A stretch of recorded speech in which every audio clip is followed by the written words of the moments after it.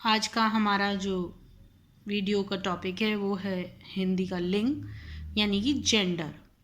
जैसे लड़का लड़की, बॉय और गर्ल, ये हिंदी में लिंग दो प्रकार के होते हैं, पुल्लिंग और स्त्रीलिंग।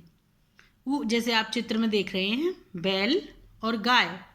बैल पुल्लिंग है यानी पुरुष सूचक शब्द संज्ञा है, और गाय एक स्त्री सूचक संज्ञा है।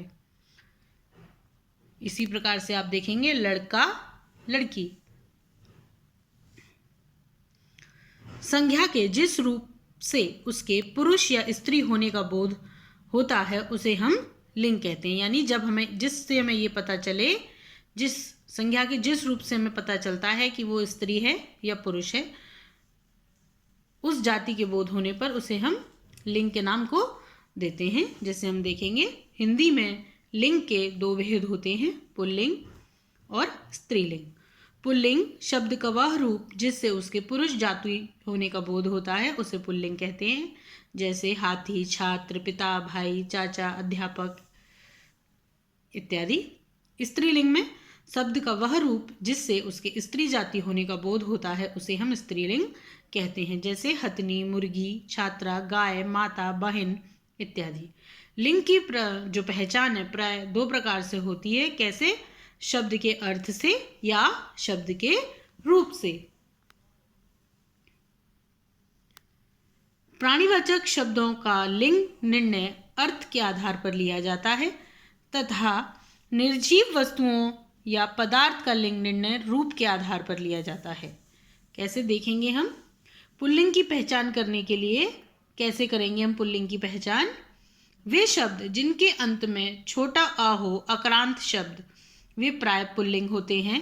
जैसे खेल, जगत, नाच। आप देखेंगे इन शब्दों के पीछे छोटे आ का उच्चारण है।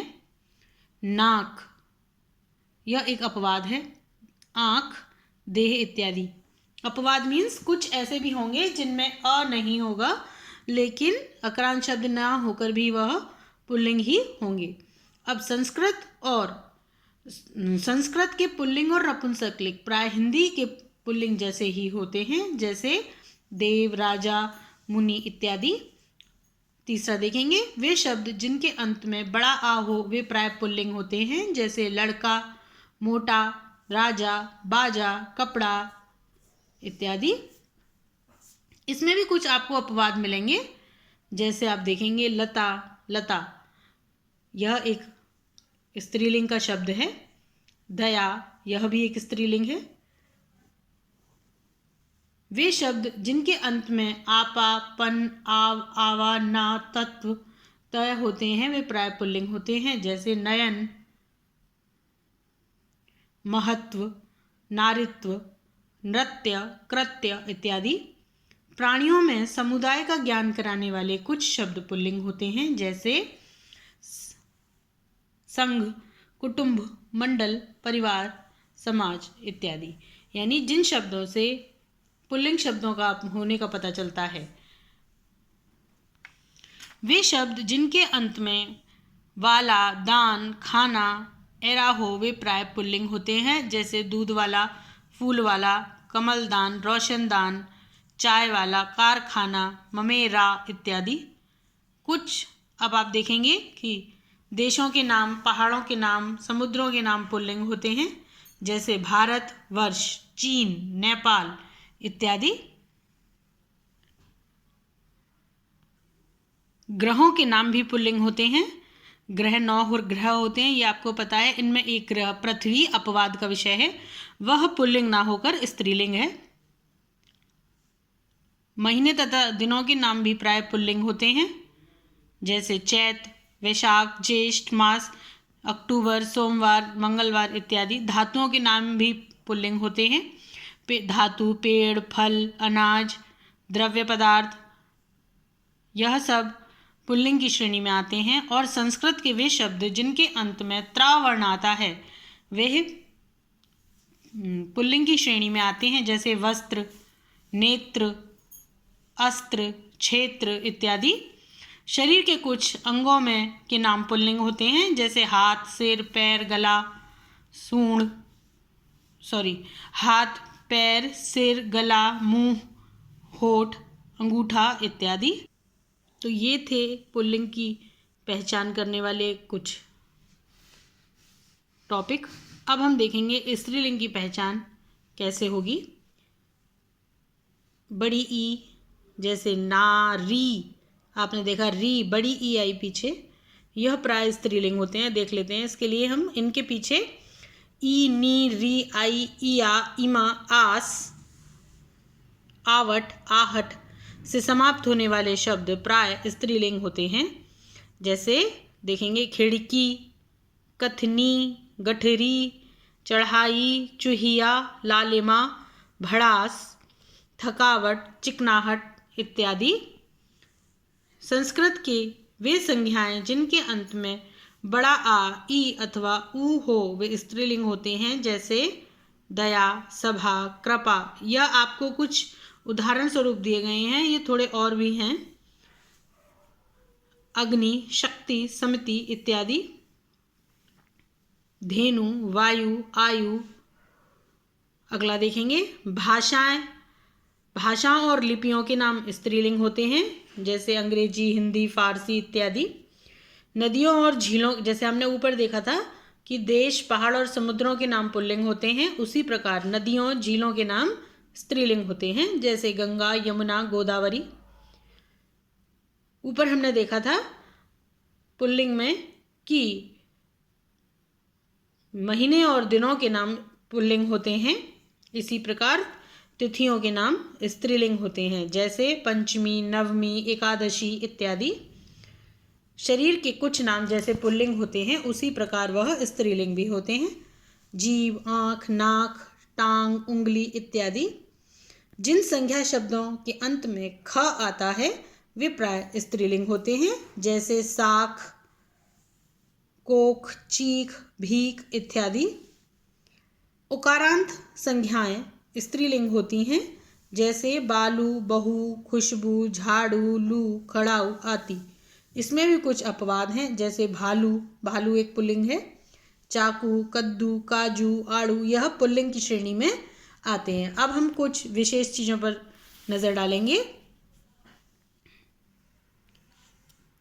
कुछ शब्द सदा पुल्लिंग की श्रेणी में ही रहते हैं, जैसे कौआ, तोता का अब ये नहीं है कि वो स्त्रीलिंग है तो तोती हो जाएगा, नहीं, वह यह शब्द हमेशा ही पुल्लिंग की श्रेणी में रहेंगे। कौआ, तोता, पक्षी, उल्लू, प्रभु, मक्षर, कीड़ा, गेंडा, भेड़िया, बाज, खरगोश, बिच्छू आदि। इसी प्रकार कुछ शब्द सदा स्त्रीलिंग की श्रेणी में रहते हैं, वो कभी पुल्लिंग नहीं होते, जैसे लोमड़ी, चील, गिलहरी, मैना, मछली, मक्खी, मकड़ी, भेड़, बुलबुल इत्यादि। कुछ परबोधक शब्द होते हैं, जैसे पुरुष के लिए प्रयोग किए जाने पर पुल्लिंग और स्त्री के लिए प्रयोग किए जाने पर स्त्रीलिंग। जैसे आप देखेंगे अकॉर्डिंगली यूज़ होते हैं वो। जैसे प्रधानमंत्री, अगर महिला है तो हम कहते हैं प्रधानमंत्री जी आ रही हैं, अगर पुरुष है तो हम कहेंगे प्रधानमंत्री जी आ रहे हैं। तो यहाँ पर जो प्रधानमंत्री शब्द है ये परबोधक शब्द बन जाएगा।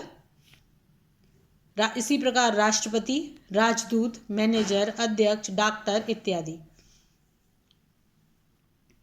एक ही वस्तु के पर्यायवाची शब्द अलग अलग लिंग के हो सकते हैं, जैसे चित्र पुल्लिंग शब्द है, तस्वीर स्त्रीलिंग है।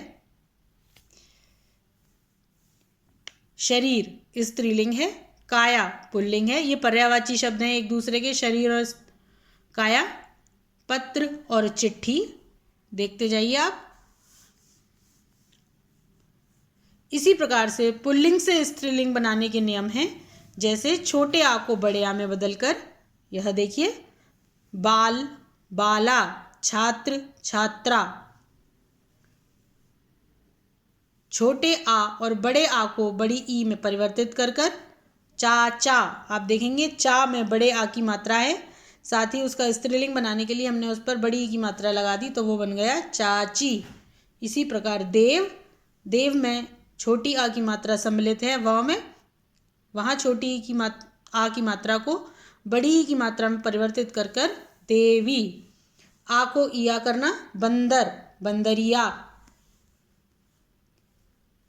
छोटा आ, बड़ा आ, छोटी बड़ी ई को इनको परिवर्तन कर कर इन करना, जैसे नाग, नागिन, धोबी, धोबिन, पापी, पापिन। या शब्द के पीछे, पुल्लिंग शब्द के पीछे नी जोड़कर, जैसे शेर, शेरनी, सिंह, सिंगनी, मोर, मोरनी। छोटा आ बड़ी ई का आनी या आड़ी कर कर, जैसे आप देखेंगे सेठ, सेठानी, इंद्र, इंद्राणी। शब्द के अंत में आयन लगाकर पंडित, पंडितायन, गुरु, गुरुआयन, ठाकुर, ठकुरायन। यह पुल्लिंग से स्त्रीलिंग में परिवर्तित हो गए आयन लगाकर। अक को इका कर कर, जैसे शिक्षक तो शिक्षिका, लेखक, लेखिका। यह शब्द के अनुरूप परिवर्तित होते हैं। वान का वती या मान का मती कर कर, बलवान, बलवती, बुद्धिमान, बुद्धिमती। बड़ी ई को इनी कर कर स्वामी, स्वामिनी, योगी, योगिनी। ता के स्थान पर त्री लगाकर, जैसे विधाता, विधात्री, नेता, नेत्री। कुछ पुल्लिंग शब्द हैं जिनका स्त्रीलिंग से रूप भिन्न हो जाता है। देखेंगे इधर हम, दोनों अलग होंगे बिल्कुल। जैसे बुआ का हो जाएगा पुल्लिंग जो फूफा, सम्राट का सम्राज्ञी, कवि, कवयित्री, पिता, माता, साधु, साध्वी, युवक, युवती। अब देखेंगे हम, सदा पुल्लिंग शब्दों के स्त्रीलिंग उनके साथ मादा लगाकर बनाए जाते हैं। जैसे मच्छर, पुल्लिंग मच्छर होगा तो मच्छर, और स्त्रीलिंग मच्छर होगा, यानी जो मच्छर है अगर वो स्त्री है तो हम उसे कहेंगे मादा मच्छर। चीता, मादा चीता। शेर, शेरनी की तरह यहाँ नहीं होगा, चीता और मादा चीता। खरगोश, मादा खरगोश। कौआ, मादा कौआ।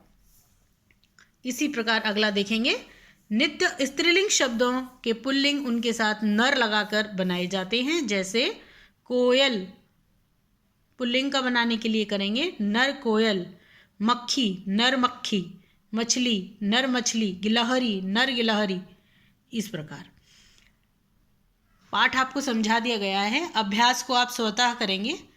करने के बाद आपको पाठ का जो अभ्यास है उसका फ़ोटो अपलोड कर दिया जाएगा। आप मिला लेंगे कि आपकी क्या गलती है। कुछ चीज़ समझ ना आने पर कमेंट करें और पूछें। पाठ का एक बार पठन यानी उसकी रीडिंग अवश्य करें।